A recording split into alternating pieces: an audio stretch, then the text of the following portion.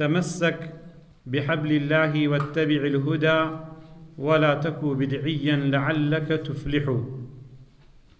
تمسك بحبل الله أما فرمان كردنا أمر كردنا بدز قرتن با حبل خواوا، يعني أو بتي كتو دقيني بخواه رب العالمين كبريتيا لا القرآن، وكتون خواهي پروردگار لقرآن بيروز داده فرميت واعتصموا بحبل الله جميعا ولا تفرقوا.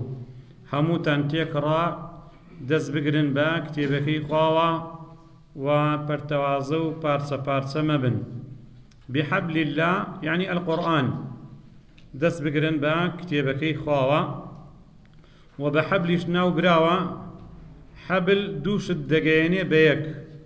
هلا كرداري خوش معنا بيدلن حبل أتنهم كلمة عربية كاتك دوش الدقيني بيك للرقي بتيكوا قريسيكوا أو بيدوتري حبل.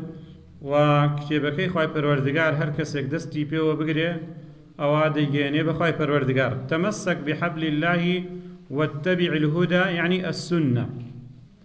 حبل الله يعني القرآن، الهدى يعني السنة.